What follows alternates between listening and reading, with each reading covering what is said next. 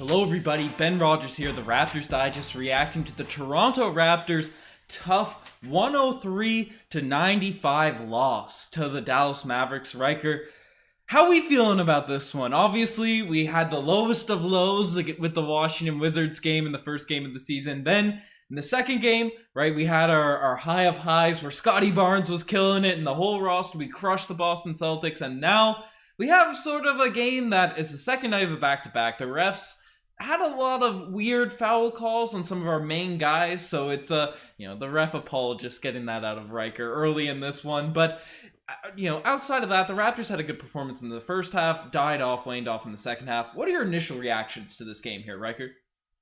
Ben, this game was like a life raft that was slowly deflating over time. That's what happened, or a basketball that was slowly running out of air, seeping air, tire in a car, if you may. OG Anunoby, strong start to the first half, tapered off in the second half. Raptors in general, strong start, defensive, active, fast breaks, first half. Second half, it was all half-court sets. So it was very obvious watching this game that it was slipping out of the Raptors' control and within the realm of control to win this one. That said, I'm not blaming the refs for this one, Ben. There was weird calls on both sides. I'm not blaming it. I'm not giving no ref apologies here. I'm saying that there was no abhorrent calls on the Raptors side that weren't also going to the Mavericks side. The Siakam and Scottie Barnes were banging down low the whole game, so of course they're going to get called for fouls when the Mavericks are way bigger than them. Second thing, there's no excuses given for back-to-back because you're professional athletes in the National Basketball Association. You should have enough energy and enough cardio that you can play for 2 30-minute nights in a row. That's it. That's the dead stop. And the Raptors, they need to figure out how to score in the half court, Ben. Yeah.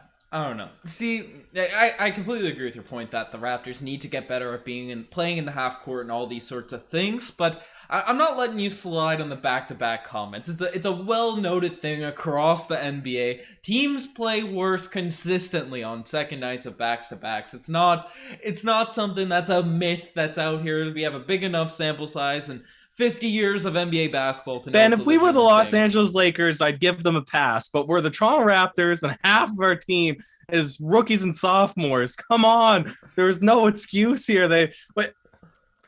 This is the second game of the NBA, third game of the NBA season. What are they tired about? They had a full off season. I don't know if you've heard Leo Routen's last season, but the Raptors get tired, right? It's fatigue factor. If you remember that running meme we had last season. So I just want to say that's a factor that came into play.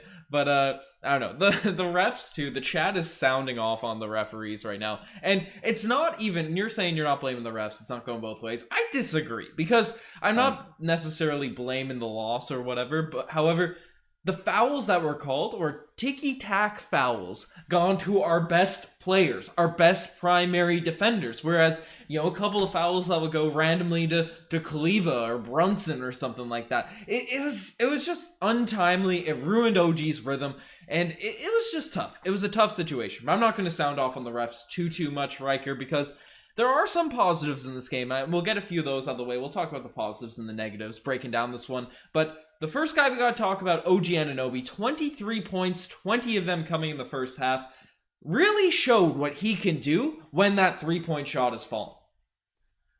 Well, he showed what he can do when the energy is high, when defense is creating offense, when he's getting good shots because the defense is scrambling to cover on rotations, and OG gets those good rhythm shots, and he's being aggressive. First shot of the entire game, he goes strong, couple dribble moves in, dunks it over two guys, right? That attacking, relentless OG Anunoby is what we like. But he's not there yet with his game that he can score when it's slowed down as much as it was in that second half, albeit he does need to work for a shot more. They do need to maybe run some better plays where he can get that touch. But a lot of the scoring in the first half was based on that transition and fast-paced basketball. Ben, did you see something different tonight? I feel like we're going to be conflicting in some of our opinions of this game. I don't know. Your points are very valid. I thought OG, I don't necessarily think it's a half-court thing with OG because a lot of his points came in the half court for the first half, right? There were plays, there were tough shots he was taking, threes with hands in his face. I think he had 4 threes in the first half, if I'm not mistaken. My box score is a little bit smaller there, but Peasant Play, speaking of OG, is coming in with the super chat saying, "Oh geez," goes to the officiating, and we'll probably sound off on that as the podcast goes along. But I'm definitely with you, Marcel. That's definitely a thing I agree with. But you know, the shots were going down for OG. The handle, the middies, they were looking good. But again, in the second half, just because what happened, right? He had his 4 fouls early, then got subbed out, was out for basically the whole end of the second quarter, came in a bit cold in the third, picked up the 5th foul early on, and then missed basically most of the second half, really, it felt like. So it was you know, when he came in, it was only mini stretches and colds, and it's tough to just play games like that. So, you know, I'm not saying it was all because of that, but obviously the Dallas Mavericks, you got to give credit to the defense on that end as well. I got my headphones flying around everywhere, but the fact that OG, right, the team, when we have one score that can just command the defense and make it easier on everyone else, that's the key for this Toronto Raptors roster, because defensively, even with all the turnovers we had, all the missed shots, possessions, because obviously it's harder to guard when you're missing shots on the other end. 103 points to the Dallas Mavericks when Kristaps Porzingis is having the game of his life and Luka Doncic is playing well. That's solid. That's legitimate lockdown defense, and we've seen this from the Wizards game and the Celtics game. The defense has been top notch, but the question is, can we score on the other end? Can we get consistent production? And obviously, OG's still working his way up into that number one option role, or whatever you want to call it, right? Pascal has taken that role on the past couple seasons, and you know, he was still growing, and obviously it was a helter-skelter year last year, but maybe he'll come back now looking in really good shape this season, so we'll see how that all plays out. Fred VanVleet is looking like more of just a complimentary guy, just in terms of his efficiency, even though he was better tonight, shooting 20 points, 5 assists, 5 rebounds. Definitely the best game so far of the season for Fred VanVleet. But we need one guy that can sort of take over games. And Ryker, I think it's time to give out one of our staple, our new awards. The Scottie Barnes Award tonight. I think we have to award it. Do you want to get a drum roll for who we're going to award it to? Get the clap going. Tonight, the Scottie Barnes Award is going to none other than Scottie Barnes. Because tonight, 17 points, 8 rebounds, 2 assists. Had a thigh contusion at the start of this one. Kind of took him out of his rhythm for a lot of this game. But in the fourth quarter, he looked like a guy that was ready to sort of start to take over. And he made a lot of strong plays down the stretch of this game. But it just wasn't enough to overcome the hole that really Luka Doncic put us in. Yeah, you said it well. I think we're watched 2 different games tonight, Ben, because I have different opinions on OG and why the game slipped and Fred VanVleet, but where we both agree is that Scottie Barnes, again, seemed to be the person in the fourth quarter that was taking the mantle and the onus upon himself to try and keep the Raptors in the game with energy and scoring and good shots, right? Not trying to force anything. And, you know, the difference between him and Fred is he can actually score in the post. So it's tough to lay blame on Fred as the guy who's supposed to be our number one option down the stretch. But when he can only get his shots from the 3-point line or for step back mid-range jumpers, he can't score any layups. He's too afraid to do it. And he gets blocked when he, seems like he has an open lane. There's really only one guy or 2 guys in OG and Scottie Barnes that can score down low, and that's what he tried to do, tried to bring this one back. It was pretty exciting to close it, but, when you're getting torched by Hardaway Jr., it's tough. It's tough, right? Yeah, no, for sure. And, Hardaway Jr. had 7 threes in this game, and just the presence of Luka Doncic, dragging 4 and 5 defenders are really on him every time he drives in the lane. The open looks that the Dallas Mavericks players get, if they can just knock him down, it's remarkable. I thought the Raptors did what they could for a hot night from Luka and Porzingis and all those sorts of things. So I don't want to bag on the defense at all, but Fred VanVleet, that's a fair point in terms of his finishing. It's always been the biggest issue. He did a couple threes here tonight. I thought his efficiency was better just from the eye test. Well, 2 of 9 from the 3-point line. Had a couple nice mid-range jumpers, and then middies always feel like threes, so you think he's shooting better, but 2 of 9 from the 3-point line. It's not that solid just for a guy that, as you mentioned, needs to be getting more points from different spots on the court. And if he can't, he needs to at least be hitting the threes and they're not going down. And to build off of that, Riker, and well, we do have a super chat before I sound off on this. Dapinder Dylan.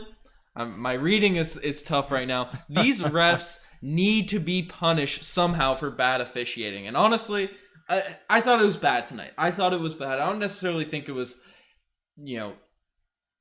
biased or something like that. I was watching the Raptors Celtics game thinking the referees are bad on behalf of the Raptors. If I was a Boston fan, I'd be saying we're getting slighted right now because the Raptors are getting all the ticky-tack fouls. They're getting the benefit of the doubt. This time, if you're going to make the argument it was Dallas Mavericks, do you know why? What Celtics were in foul trouble? The benefit goes to the team that's being more aggressive, and that's why I'll be the ref apologist on this one, because the Raptors took their foot off the gas in the second half. Because they had to lead the whole first foul trouble. There was 2 guys in foul trouble. We have a team of 12 men that before the season started, we said, how are you going to even slim it down to 15? We should have depth. And if we're relying on 2 guys in this entire team to make it or break it, we have a bigger issue. Well, that's one point I'm swinging to, Riker. You're spoiling some of my segment, so let's not talk too much into this. But I do agree with you. I do agree with you on that point. But with the rotations that were played, it was an issue. It killed us for sure. Definitely, yes. We agree on that front. But but tonight, and we'll dive into a couple of the players. Gary Trent Jr. 12 points, 3 of 14 from the field. Starting Gary Trent still didn't look that great tonight. Missed a few of the shots you'd like him to make. 3 of 14 from the field. What did you see from Gary tonight, Riker?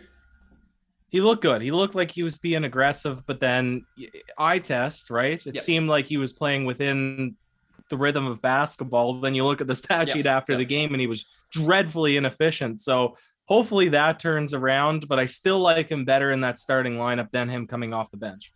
Yeah. Well, he's definitely looking better than he did during preseason when he came off the bench and in game 1.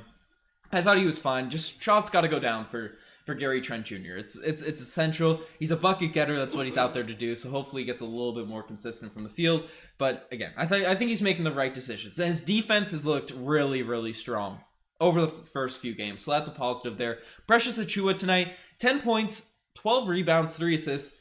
He's really doing a good job securing boards for us. Right, he's doing, he's in the lane, 7-3 Kristaps Porzingis. That's 6 inches he has on him, and he was blocking out pretty well, getting the boards down there. I thought him and Birch did solid just in terms of the rebounding side of things. I thought early on, the Precious was looking a little bit tentative. He's a bit, I love that he has the freedom to do things and he goes out, but then he saw the 7-3 Porzingis in the lane and he'd kind of back off. He'd go full speed and then come out a bit. But then I thought the second half, he had a couple of really nice takes on Porzingis, and that's all going to be a comfort thing for Precious. And, not to spew the propaganda, but you just see his development, kind of breaking the things that Goran Dragic said it, right? He was put into a box with the Miami Heat, only told to rebound and be a big man, set screens, and roll to the rim. Nick Nurse is letting him shoot threes, dribble the ball up the court, point Precious, so he's going to get more comfortable. I thought when he was aggressive, he actually did a good job attacking Kristaps.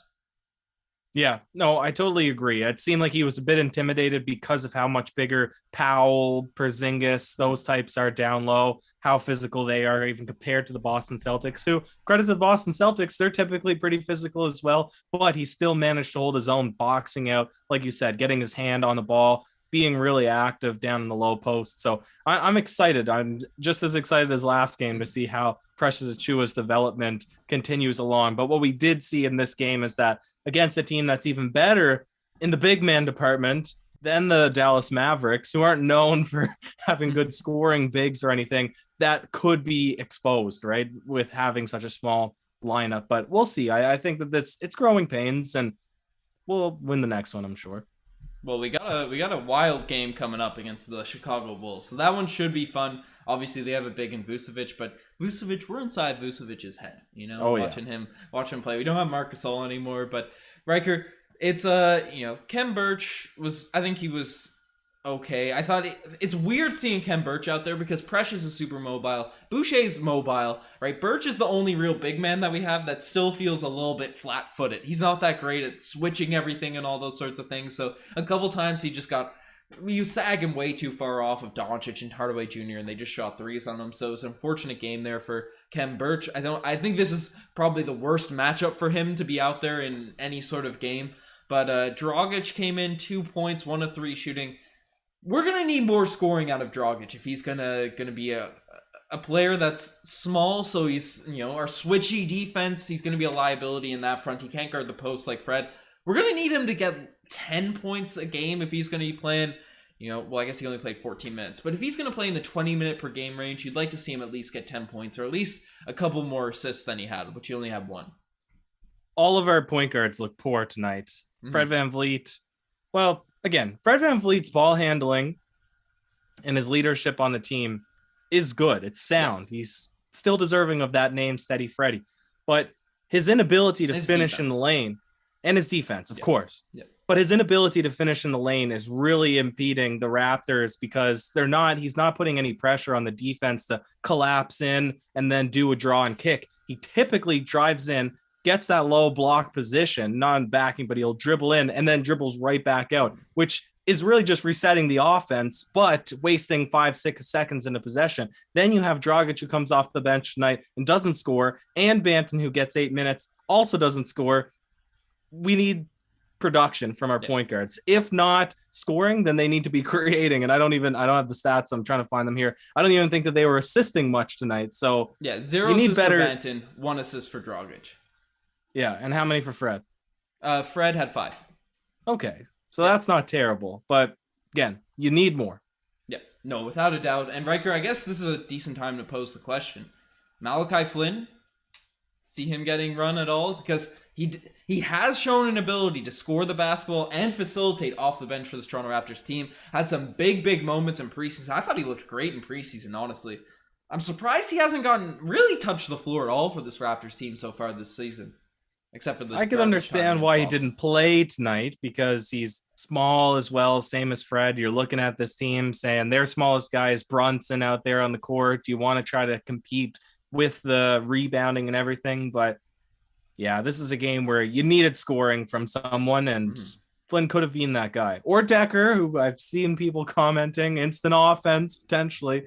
We're keeping the man back, but that should be Mykhailiuk's role too. I'm just being overly critical of everybody here at this point. To summarize my thoughts on this game before we go into the segments is, yes, did OG and Scottie Barnes pick up quick fouls?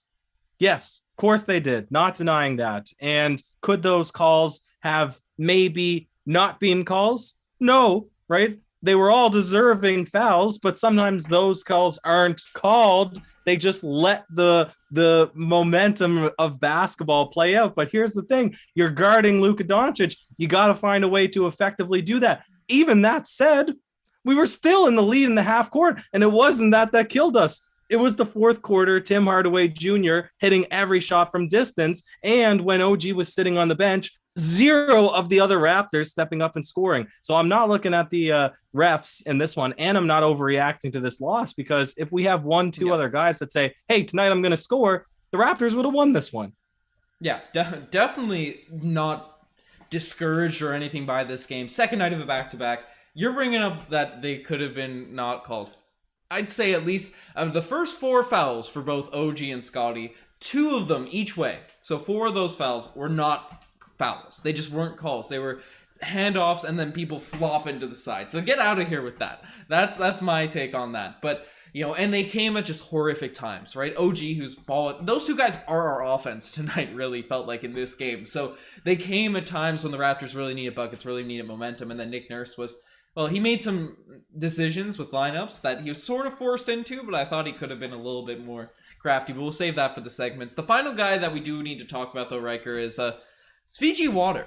You're high on him. I've been disappointed in him the first couple games of the season. Hit a couple threes tonight, 6 rebounds and 3 assists from Svi. And The big thing about him tonight, I thought his energy was really good. He's hustling. Nick Nurse probably told him, you've been struggling a bit. You need to go out there and hustle, do other things as the shots aren't going down. A couple shots went down for him tonight. Still looks like a little bit out of control when he's running the fast break. If he's dribbling the ball up the court, I just don't have confidence in him right now to make the right pass or right decision. But other than that, he's hustling well. His defense is looking better than expected. And a couple threes went down for him tonight. What are your thoughts on Mr. Svi Water?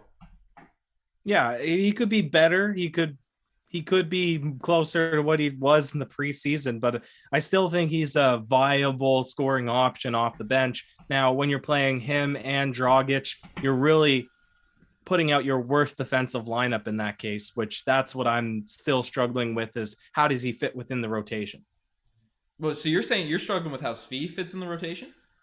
With Dragic, because that seems to be how they're playing them. They're putting them both out at the same time, and now you're getting torched because you still have a point guard in there. So you're playing them at the 2 and 3. That's our worst defensive lineup. So well, I don't know. You were on the bandwagon for Svi even after last game where he was struggling.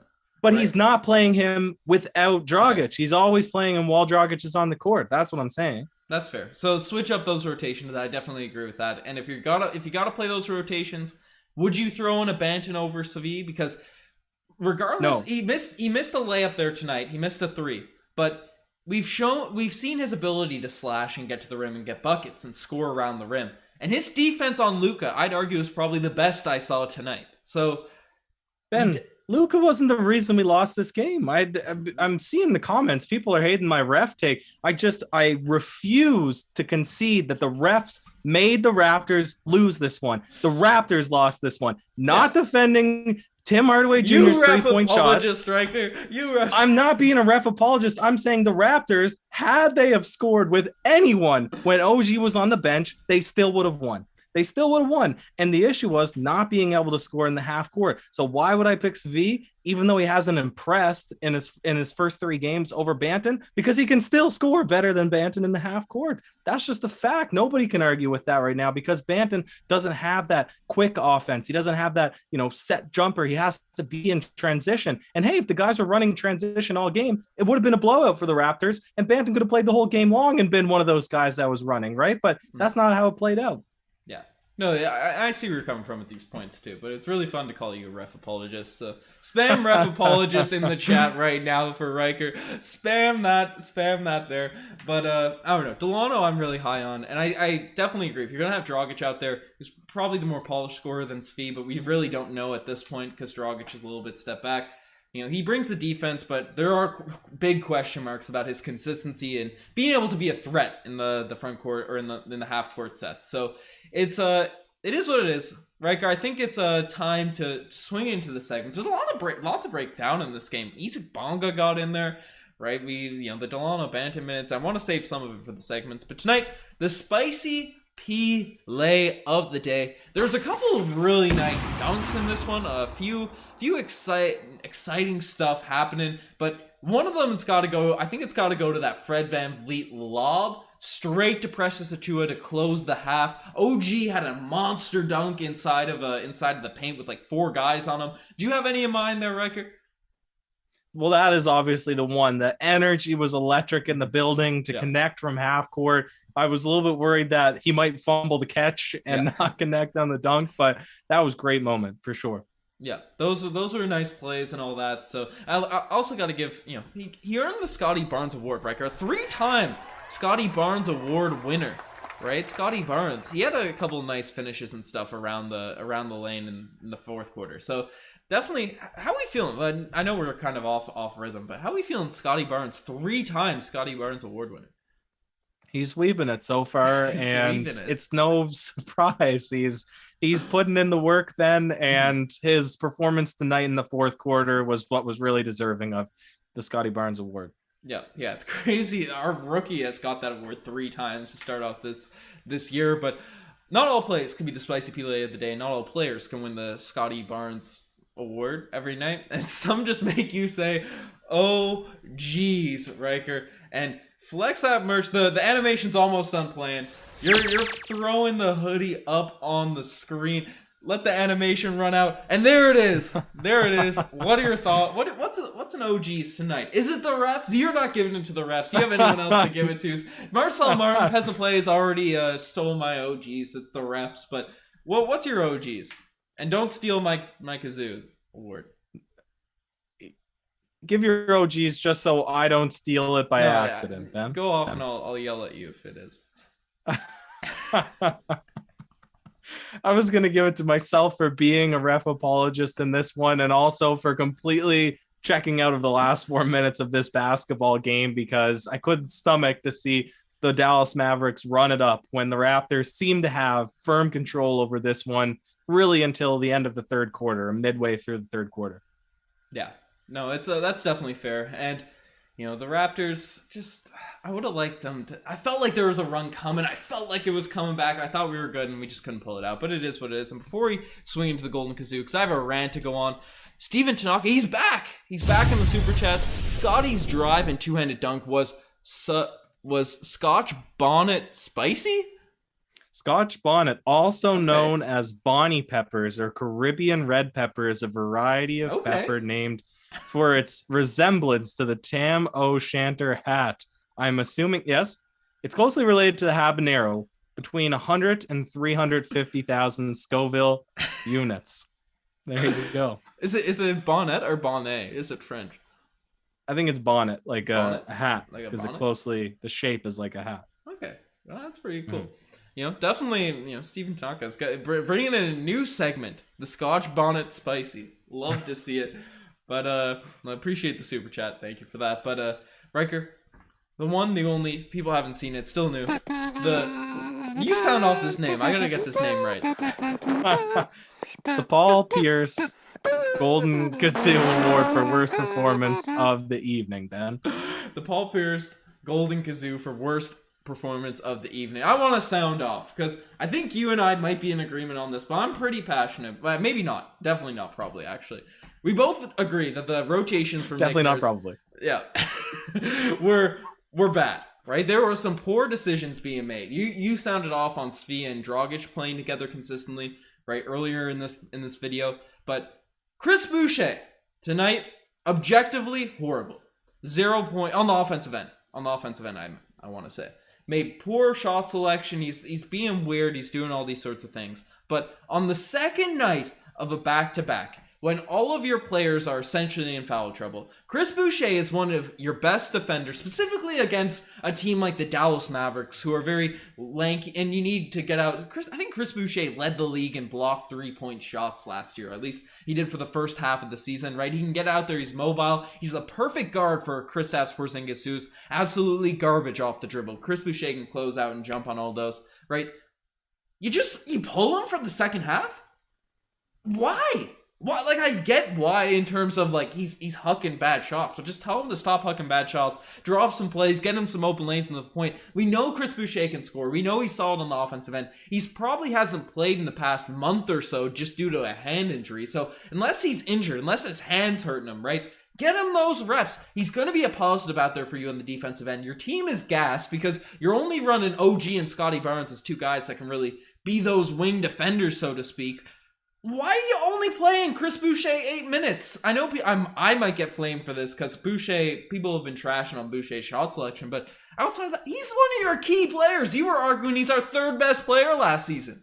You argued he was our third best player. Get out of here. Get out of here. Well, Ben, I'm not gonna argue with you on this one because he certainly has potential, and he certainly is one of our best players. And he was the third most block leader. How do we say this professionally? He had the third overall most block shots in the NBA for the first half of the season last season, behind only Miles Turner and Rudy Gobert. And his 3-point percentage was behind Steph Curry, or I think it was even better than Steph Curry. So we called him Curry Gobert. Whatever. Obviously, his IQ is in need of some major work and reintegration because he looked awful. He looked worse than terrible on the offensive end. He stunk. You could put a sixth grader out there and would have a better clue of how to move around off the ball and when they catch it. right? He had bad passes, he had bad shots, he stunk. But I can't disagree with what you're saying that when the team is looking tired, when not a lot's going on, when you're struggling on the defensive end, put the man in. And I don't want to be looking at Nick Nurse this early in the season because we have to trust that he has some sort of clue of what he's doing. But it's times like this that you say, surely you could have benefited from some better line adjustments. And I'll extrapolate even further to say, I don't like seeing Svi Mykhailiuk and Goran Dragic out there at the same time together. That's our worst defensive lineup, but some reason they're only ever out there at the same time. So I don't know. I'm agreeing with you. I'm looking at Nick Nurse tonight as well. Yeah, definitely some weird lineups. And to be fair, when the team is put in foul trouble, and Boucher's shot selection was objectively bad. Like I see the chat, they're saying stop hyping up Boucher. Jalen Stark is saying 6th grader of the year, and that's what I was gonna say to you. You've coached youth basketball, right, Riker? Yep. You coach the St. Francis of Assisi Falcons, grade 4, 5, and 6 boys team from 2012 to 2016. Right? You coach that squad. I coached the fusion ball and all that, right? He looks like one of those kiddos that, you know, can make a few shots. Like, he's good enough to where you tell him to practice his shooting and all that, but gets into a game and catches it and just immediately lets it fly wherever he is. And then you kind of tell him, yo, you should probably pass the ball next. He's like, all right, good. And then he comes in and he just flicks one across the court. That's what Chris Boucher is looking like right now coming back in. But I think the reason Chris Boucher is playing this bad is he's been out with essentially missed most of training camp, missed the first few weeks, missed all of preseason, right? Got out of that rhythm, got out of that flow, and obviously Chris Boucher is a rhythm guy. He's streaky. He gets into these stretches where he's averaging 20 and 10 for a week, and then he's averaging 4 and 2 for a week, right? So that's just how it works with Chris Boucher. And people are talking about Malachi Flynn too. And I said this earlier. I'm more interested in this Bonga take because Aiden Kenny, Mike James, they're saying playing Bonga was weird. And Ben, do you agree? Because to me, Bonga went in to close the second or the first half, which they put him out there because of the foul trouble with OG and Scottie. I guess that makes sense. But then you asked him to defend Luka Doncic, completely cold off the bench, having not touched the court yet in the first 3 NBA games. You ask him to guard one of the best players, one of the best offensive guys in the entire NBA. Like, that was weird. That was just a strange ask from Nick Nurse of Isaac Bonga. Yeah, it was a weird look, and obviously Bonga is, 3 points. He had a steal, had a rebounder, so maybe I feel like, because obviously we haven't seen it with Bonga. You and I didn't think he was going to make the roster, right? We thought he had potential, certainly, when we picked him up and all those sorts of things, right? We thought he could be a good player down the line and all this, but Ishmael Wainright and Sam Dekker were our sort of picks for the end spots of the rotation, but he has to be doing something right in practice, right? Like, I feel like that's what's happening, right? Bonga has to be doing something right in practice, earning these minutes and these sorts of things, because he made the roster, now he's getting minutes over. He got put in the game before Delano Banton, who looked really good on Thursday or Wednesday night whenever we played the Wizards, right? When he got his opportunity in there. He got in over Sam Dekker, who, yes, Bonga's a better defender than Dekker. Again, he got put in to guard Luka Doncic. And I'm saying, why are you asking him to guard Luka Doncic cold off the bench? But Luka's one of the strongest guys in the NBA, so I can see why you're not putting Delano Banton out there to guard him. Well, I thought Delano played remarkable D on him. I'm surprised you didn't, like, because the 8 minutes Delano was out there, I thought Luka was really just, not controlled, not contained, because he's probably one of the best players in the NBA. Not probably, he's one of the best players in the NBA, right? But I thought he did a solid job just guarding him, using those octopus arms, getting that stuff going. But even a Champagny, I'd throw him in over a Bonga, right? These guys, maybe not David Johnson, but it's interesting. It's interesting, Riker. But I feel like the chat has a lot of things to say, so we may as well stop rambling and sound off that final alarm, Riker. Yes, sir.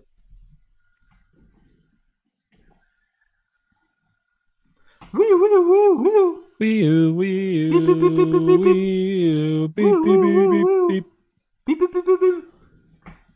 That's right. The final alarm has gone off, and as is tradition, when the final alarm goes off, we're calling for a like spike while the chat catches up to us. Like spike, like spike, like spike. We want to hear from you guys, your guys' takes. We'll react to them. We'll see what people are saying.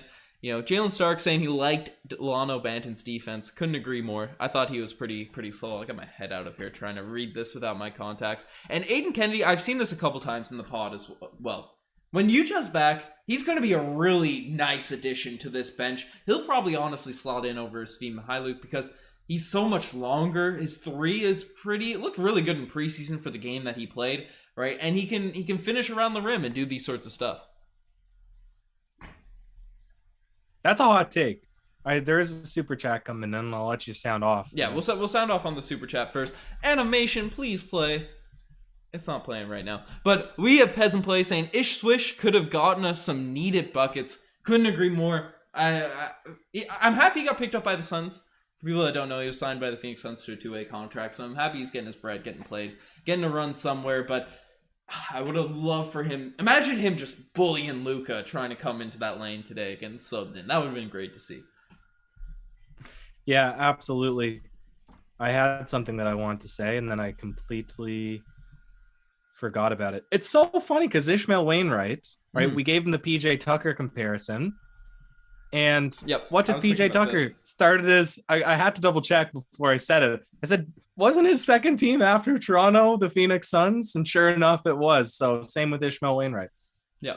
No, so what's going to happen is he's going to play for the Suns for a while. We're going to trade Jarrett Solinger for him at some point, or the next Jarrett Solinger, and then he'll play half a season, then go to the Rockets and win a chip. I don't know. Hopefully not. I like Ishmael Wainright way more than PJ Tucker, just as a guy. PJ Tucker's got some swag, but Ishmael seems like such a chill dude, such a fun guy to have around. But, it's they would have called Ish fouls on Ish. Get out of here. No Ish slander in the chat. Not Donald.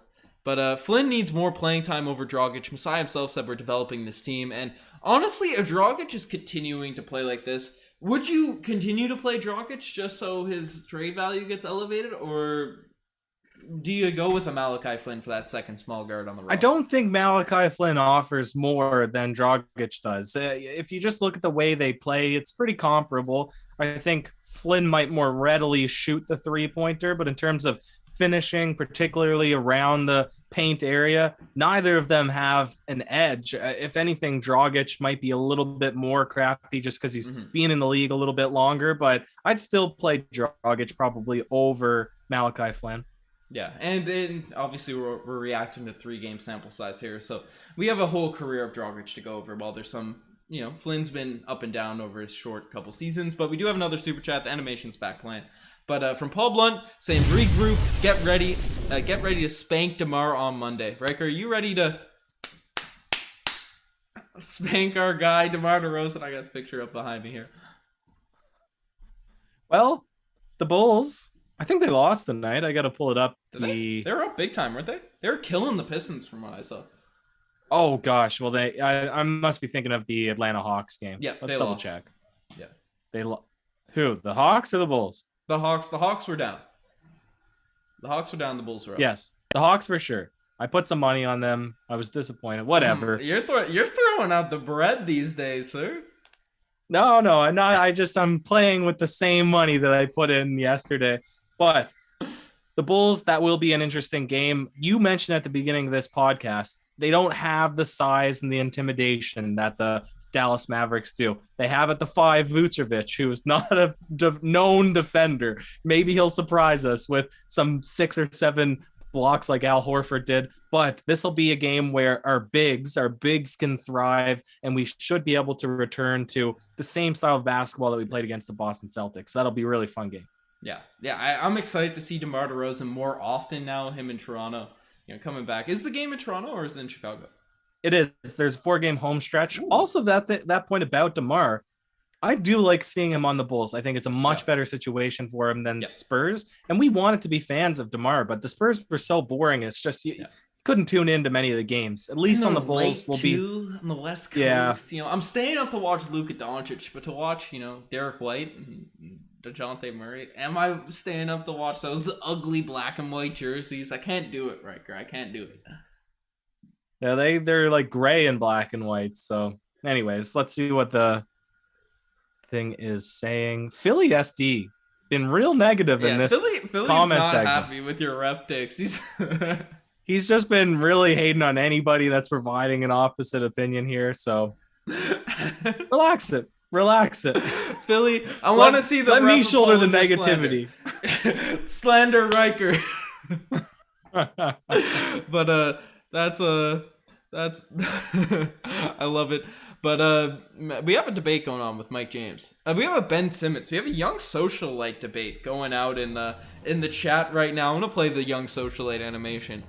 You know, should we just diverge into a young socialite watch? Because apparently he's mended the fence with the Sixers now. He's feeling good. They're all happy-go-lucky there in Philadelphia. Doc Rivers and Joel Embiid apologized. Ben Simmons apologized. But my heart's still broken. I don't feel mentally ready to go back onto the court with my team. What are your thoughts? This is what PR has cooked up over the last 6 months of anarchy from all parties. PR team for the Philadelphia 76ers is like, we're going to be bleeding money here from jersey sales and people booing one of our star players. What can we do? Let's have Joel Embiid go out, take a mic, talk to the fans, say, listen, I've accepted him. Wink, wink. You know, have everybody say they apologize, get some phony reporters in there and quote a bunch of things in a couple of articles. That's what's going on right now. They're trying a last-ditch effort to bring his stock value back up for a trade, but no one's biting. No one is going to be interested. Well, should the Raptors bite? Because Jerry Laura is asking why we're talking about him. Should the Raptors bite on this guy? Well, here's the real question. How high are you on Fred VanVleet? You know, how high are you? Obviously, we're untouchable. OG, untouchable. Yeah. Scottie Barnes, Pascal Siakam. It would have been a huge benefit this evening. So Fred VanVleet to me is the only guy that, no matter how hard he works, he's not going to improve his finishing in the lane. And you might look at that and say, it's not a big deal if we have other guys that can score and he's our ball handler, our facilitator, 3-point shooter, kind of more of a shooting guard that plays at the point guard position. Or maybe you say it's absolutely detrimental to the ability to win games if our point guard can't score in the paint. Like, even if he has semi-wide open drives, he can't put it up there because somebody can come from offside and just block them. They have enough time to get there. So it depends on how you value Fred VanVleet's finishing. High or low, would I'd say that would drive if you want him traded or not. Yeah. Well, one thing I was thinking watching this game too is obviously Fred VanVleet. He's doing a better job, I think, than he did at least in the preseason in the Wizards game of facilitating the offense a little bit more, getting people in the right places. You know, it's going to take hopefully a few games. Might take longer for him to switch from just being that off guard that ran the offense occasionally. He definitely wasn't just a shooting guard and Lowry just ran the offense. That wasn't the case, but Lowry did tend to hold on to those duties more tightly, and now Fred VanVleet's that guy. But I wouldn't mind seeing Scottie Barnes run the offense a little bit more and then let Fred sort of ease his way into that situation. Let Scottie Barnes take up the ball and command, tell people what to do. He does it occasionally. It usually works out, running those sets and all those sorts of things.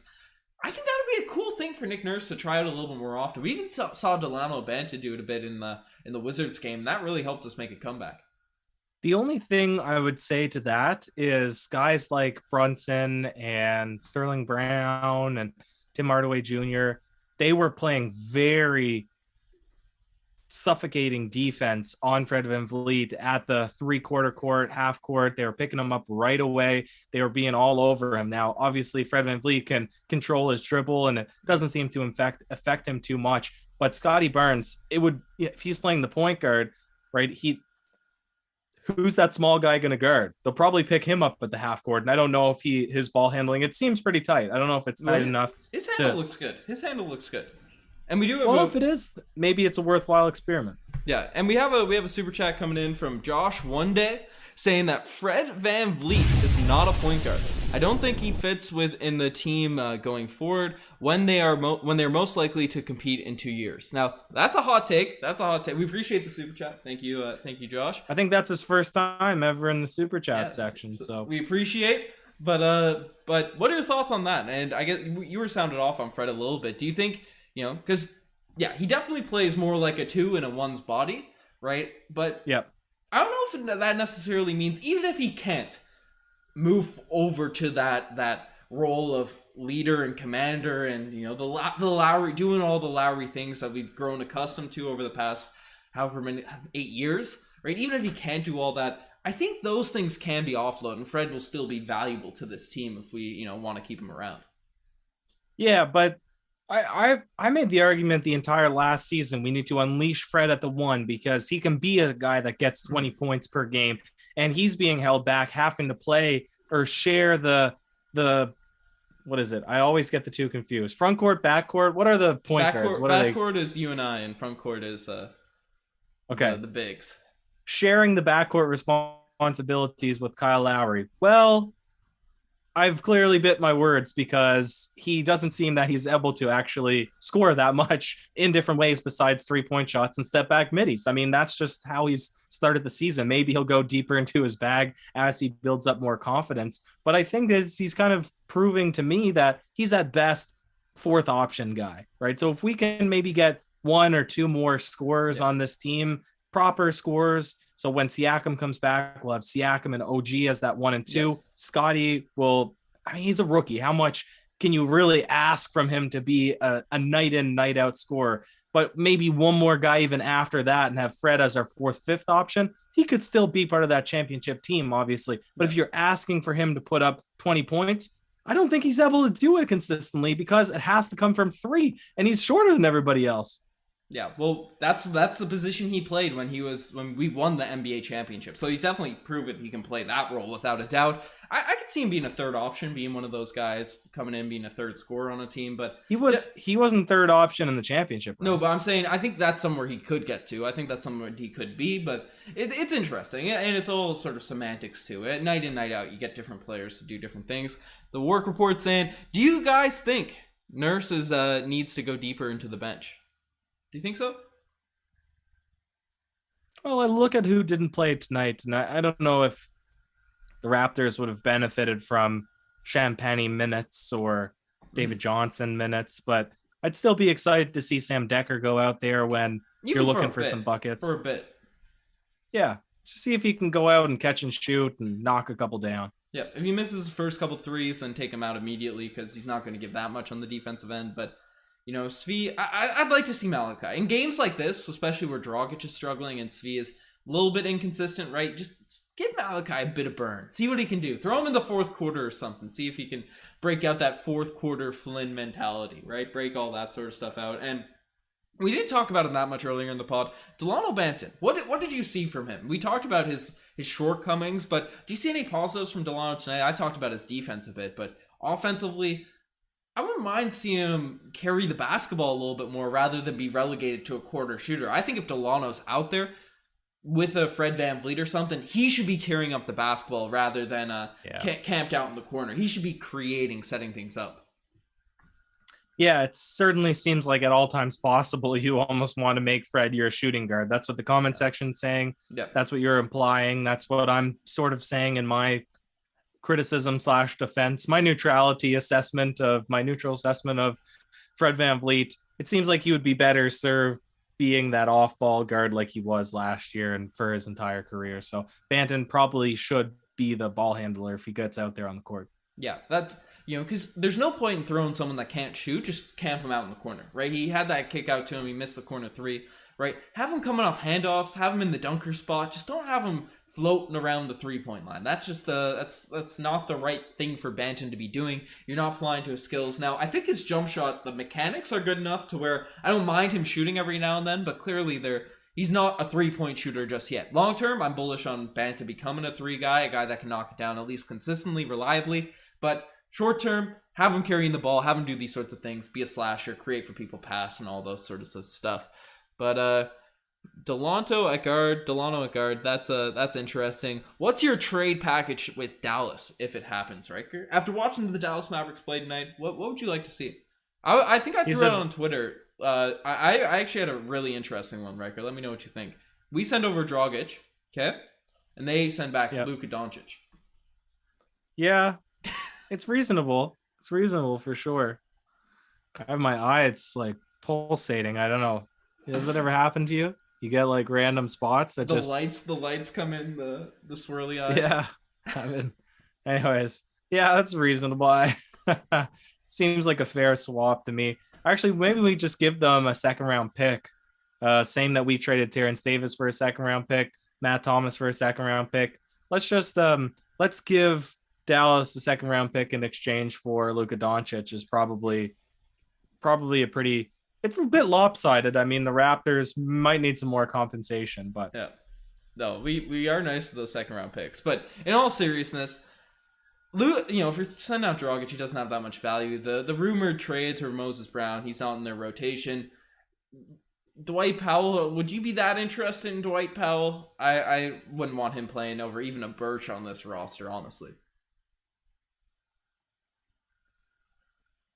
I don't know. I mean, we're losing scoring off the bench, so we'll see. Yeah. Anyways, Ben, I'm getting exhausted here. I don't know how long we've been potting, but we're potting super long on a loss, so we can start to wrap it up soon, I'm sure. Sleep tight, sweet Reiki. Gonna have to get that segment going. These late games, they're coming back. But anyways, you guys are the best for making this far. Check out the Instagram, the TikTok, all that cool stuff. The Twitter. Join the channel membership because we have a lot of cool stuff coming. We'll probably schedule the what's it called? The live call-in soon in this week. We'll figure out the details regarding that soon. And obviously, flex that merch, Riker. Flex it up. That OG's merch, you can get that. We're adding stuff there. People were asking about different shirts. Thank you, Aaron Baines. It might be a limited time thing with the Baines thing. We got some Clamp Bro shirts done up. You can join the Discord. That should be in the link in the description as well. And Riker, the final thing, we have a Scottie Barnes giveaway. A jersey of Scottie Barnes where we're going to give away to some new subscribe. Not new. They could be old. But if you're... anyone. Yeah, if you're subscribed, you got to be subscribed.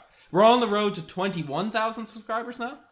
We're only 15, I think, subscribers away. So what'll happen is once we hit 21, you'll have to be tuned in to the video after, I guess, the first video where we have 21. And then on that video, we'll select somebody at random who's participating in that to be the recipient of free Scottie Barnes jersey. Yeah. We should probably honestly give like a full video where you talk about it the first part of the video. Just so everyone sees it. But the diehards, if you're in early, you might get a little advantage. So if you want a Scottie Barnes jersey free of charge, it's free to click that subscribe button, right? Subscribe. We'd really appreciate it. It helps us out big time. And we don't usually plug stuff. We always forget to plug the subscriptions. We leave everything in that. We don't want to cut into things and all that sort of stuff. But it's it's good times for the Toronto Raptors, and your eye is definitely messed up right now. I can see it. I can see it in your face. But the Toronto Raptors, they'll be fine.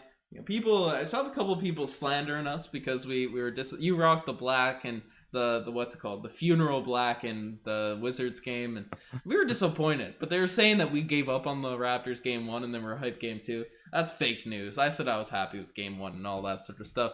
But Riker, do you have any last words on this? Toronto Raptors, it's a tough loss, but I think we'll end up being fine. Neither of us are worried about this one. We had different opinions, but we both agree that there wasn't anything wrong with this game from the Raptors' ability to win. They could have won. Whether the refs' calls would have been better or we got a little bit more scoring off the bench, we're going to come back from this one nicely. That's the parting gift for everyone. Thanks for tuning into an L post-game reaction video. Jalen Stark is calling for a like spike too. So get that likes to over 100. Let's do it super quick. Little chant as we sign it off. Like spike, like spike, like spike, like spike, like spike, like spike, like spike, like spike, like until the chat catches up with us. Like spike, like spike, like spike.